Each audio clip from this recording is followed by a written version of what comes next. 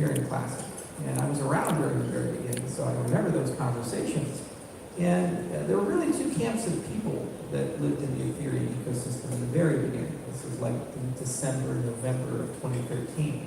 The first group of people were people who really liked Bitcoin. And they said, Bitcoin's really cool, but it's just got some issues with it. And principally, it's really hard to modify, it's hard to do anything. And it's no coincidence that some of the people who worked on Ethereum also worked on Clark coins and master coins. So they were trying to build overlay protocols on top of Bitcoin to improve functionality. But they liked the principles of it. They liked the immutability. They liked the fact that when Mt. Gox collapsed, they still didn't fork the protocol to bail people out. They liked the finite monetary policy. They liked proof of work.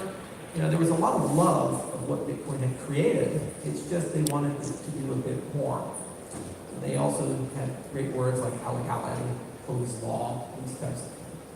Then there was another group of people who lived in peaceful coexistence with the Ethereum people. And they were the world computer people. And they said, oh, it'd be so cool to kill Amazon. It'd be so cool to kill Microsoft and Google and these other guys and have this decentralized computer where I can deploy dApps onto that thing. And I don't need a server. It's serverless and it's censorship resistant and all these other nice buzzwords. Now, these philosophies seem like they're somewhat compatible with each other if the platform's good enough, but the problem with the world computer view is that as you need to pursue a roadmap to get there, you're going to have to fork a lot. You're going to have to make lots of changes. You're going to make big mistakes. And when you make those mistakes, people are going to lose their money. Bitcoin was not simple by accident, it was simple by design. Because if you embrace immutability, you're going to screw stuff up. And you want to screw as little up as possible, or else you're going to lose credibility in the system. So an event occurred, the DAO. And after that event, both camps kind of got to their sides. It was large, immutable people. They went to one side and they said, okay, well, that was bad, but nothing we can do. Let's just keep going. And then the other group of people said, what the hell are you talking about? We're going proof of stake, and we can't have 15% of our money owned by some unknown hacker somewhere in the world. So they had irreconcilable differences. They fought, and then eventually they split. And now we have Ethereum Classic and Ethereum. Now, as a founder of Ethereum, I felt that because we raised money, and we raised money from both of these groups, not just one, we had a moral and fiduciary obligation to ensure a choice and an option. So shortly after the split occurred, I made a commitment, an unbounded commitment to the Ethereum Classic community to support it. So we put our money where our mouth was, we hired a bunch of developers, and we started active work on Ethereum software. So we didn't fork anything, we just took the yellow paper, the white paper, we took the documentation, and we just started writing code. It took us about a year to write that this time. We did a lovely demo today about it with Alan. I'm really proud of that. Actually, I think it's the best software for the amount of money and time you put in and for the effort you put in and the team size that my company's ever written. 15,000 lines of code. It's a full node. It's pretty good. So we even have now Ethereum support for it. So that's the past. That's where we came from. Now, where are we going to go? Well, the magic of Ethereum Classic is that there is no leader. There's no one in charge. There's just lots of really passionate, amazing people. And like Bitcoin, we see a kind of a continuation of that ethos. You can't point to anyone in the Bitcoin space who's deciding where that platform is going to go. It's not possible. You can't say, it's Blockstream. It's Roger Ver. It's some company, who knows, Circle. No, it's just this large group of camps. And each and every one of them has an opinion, and they fight it out, and they write Bitcoin improvement proposals.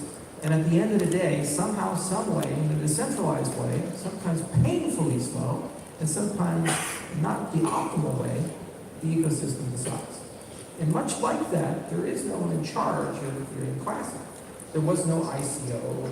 There is no foundation. There are some loose groups, like the Lab and the Cooperative and UPC Dev and IOHK, that are certainly committed, in some cases have capital to commit, but at the end of the day, we're all volunteers. No one pays us, no one told us to be here, we don't have any fiduciary commitments. And what's really exciting about that is it's allowed us to develop a culture of meritocracy. So being at this conference today and talking to people yesterday and seeing the projects and talking to Kevin and projects he's found, it's really impressive to see the level of innovation that's in this ecosystem. The Sputnik VM, Emerald, there's a dozen or so really good ideas that people are thinking about.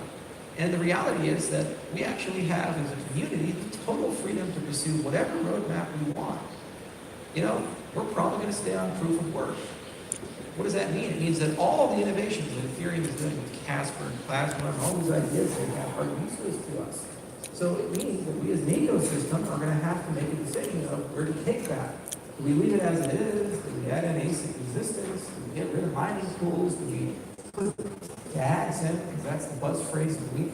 What do we do?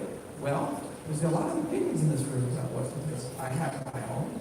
You guys have your own.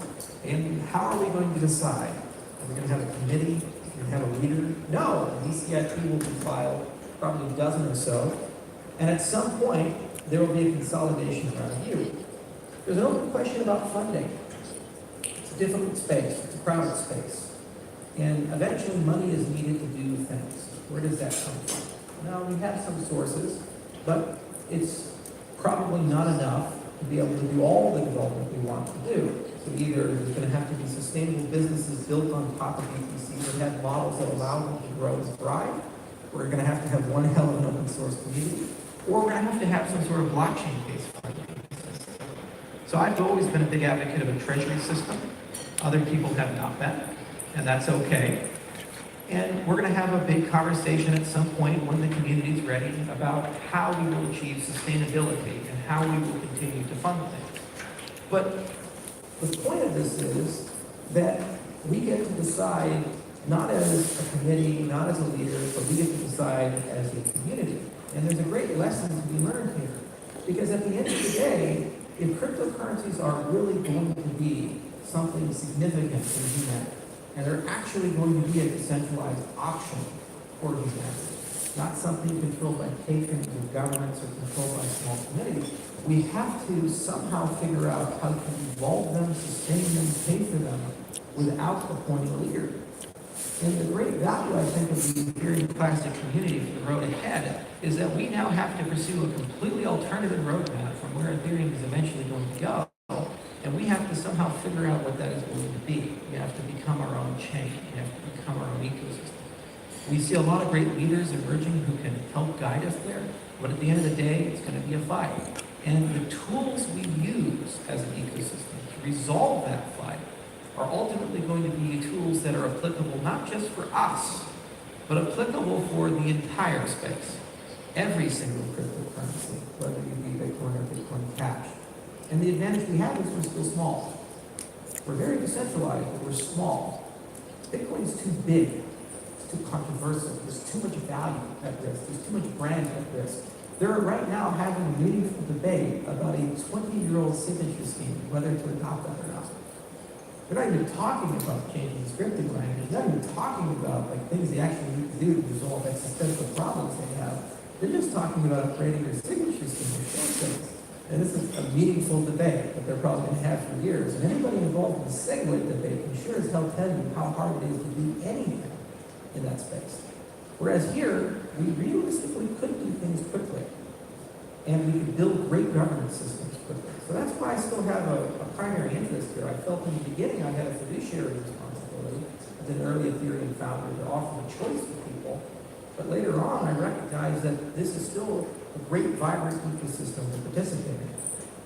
Now, what are some of the things I'd like to see? Well, if you believe in code as law, you probably ought to do a pretty good job at verifying that you've written the code correctly and you capture content correctly. Smart contracts are tricky things, and they're seldom written correctly. Lloyd Liu wrote a paper years ago, and he did some analysis of papers deployed on Ethereum, and he found for the set of contracts that he analyzed, more than 50% of them had some sort of critical flaw, major problem. And the reality is most of the code that's been deployed on the smart contract side is junk. So how can we as a community have the opinion that code is law, knowing that the vast majority of the things that are being deployed on Ethereum-style systems aren't working so well? The developer tooling isn't so good. The languages aren't so good. That's a problem. And we have the ability to solve that problem. We have the ability to write better tools, we have the ability to write better languages, and we have the ability to build a better development